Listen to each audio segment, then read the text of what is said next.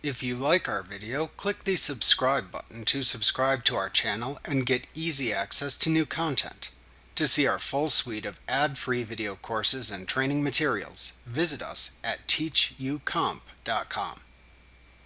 Only the current primary admin can transfer the role of primary admin to another user. The user to whom the primary admin role is transferred must be an active company admin with a valid email account.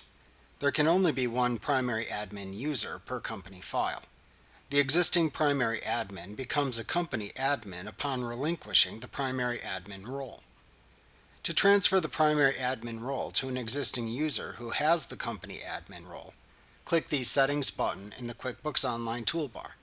Then click the Manage Users link under the Your Company heading in the menu to show the Users tab of the Manage Users page. Then find the current company admin to whom to transfer the primary admin role within the list of users.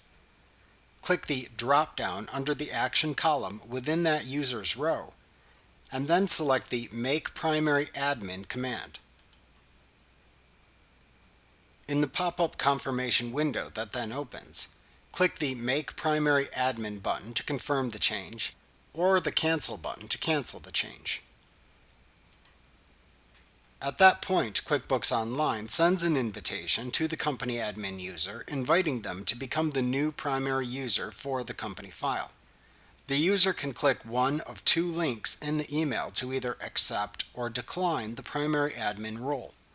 Note that the primary admin role will not be transferred until the proposed new primary admin user clicks the link to accept the role in the email invitation. If they decline, an email informing you of that is sent to your associated email address and you remain the primary admin.